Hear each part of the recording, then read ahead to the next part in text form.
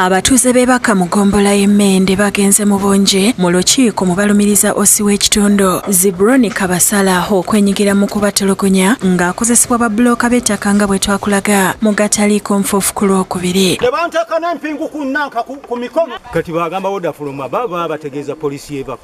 Abatuuze okusinga nga bakadde balajanidde ab'obuyinza okubataasa kuwa poliisi Kabasala. Mukuutwala mu kamotoka mwalimu n'omwami ng'agamba mbu ye yagula mbwanvunaana gwa trespass.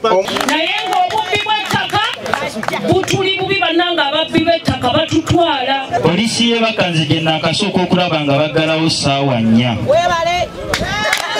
Olukiiko lukubiriziddwa omukuŋŋaanya wa poliisi n'omuntu wa bulijjo Ali Kakoza nga luyitiddwa omuduumizi wa poliisi mu Kampala n'emirirwano Richard Echega, aduumira poliisi mu Kampala North Moses Nanoka ne DPC w'e Wakiso Esther Kiza okulaba lwaki OC Zibroni atulugunya abantu. Abatuuze bavudde ku nsonga y'ettaka eyabaleese ne badda mu kulumiriza abakulembeze okwekobaana n'ababbi era buli obwedda akwata kazindaalo nga y'ensonga gy'aggumiza. Wabeerawo abatubba ente ne bagenda ku bakyamaanisi ne bakolera ente zaffe n'endagaano ezizitambuza mu bifo ebirala naye nga bassentebe be bakola ebyo. Tulina ababbi be twali tulondoola ne babba ente eddambo ewali.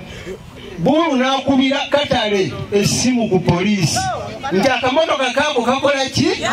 Kajja. Paul Maluge ategeeza nga bwe bakwata omubbi n'ente naye ekyabeewuunyisa ye ssentebe Kabaale okutunda ente kyokka poliisi n'etandika okumunoonya. N'atunnyonnyola ente nti yagiguzizza abantu bano era tebalina buzibu. Naye olwavaawo waliwo akayitawo olunaku lumu abasirikale ne bajja ewange bazze okunkwata. Ronald Sentongo gwe balumiriza okwekobaana ne OC ne basiba bannyini kibanja ategeezeza ng'ekifo bwe yakigula ku Kabogoza atabadde mu lukiiko. Ekifo ekyo nakigula wayiseewo ebbanga era mbadde nkozesaawo. Ekibanja ekyo Kabogoza kyatunda kibanja ky'abajjajjange abazaala taata. Kabogoza talinaawo buyinza. Namugane yandibanga alimu oluferefere.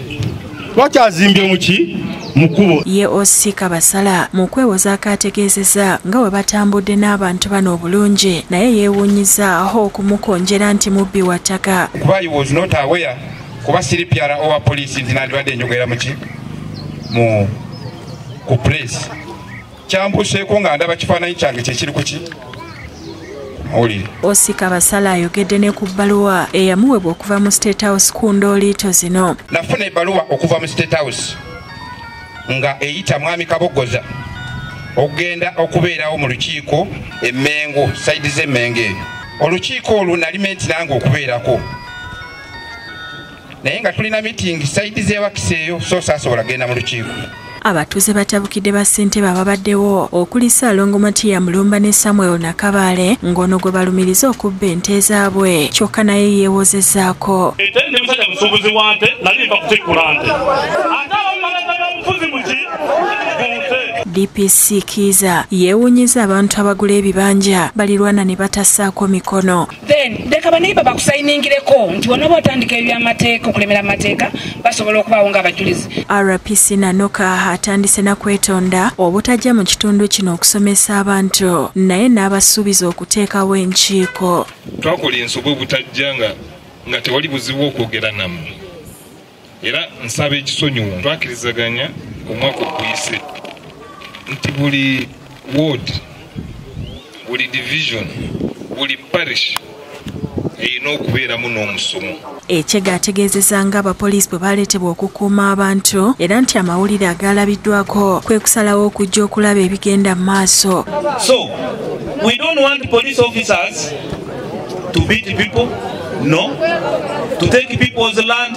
No. Alagidde DPC abantu abayogedde ku mawulire bagende bagibweko statement naye n'asaba abantu okwogera amazima gabafuula ab'eddembe. Abu Batuusa yakusakidde eggulire lino ku Lwabukedde TV.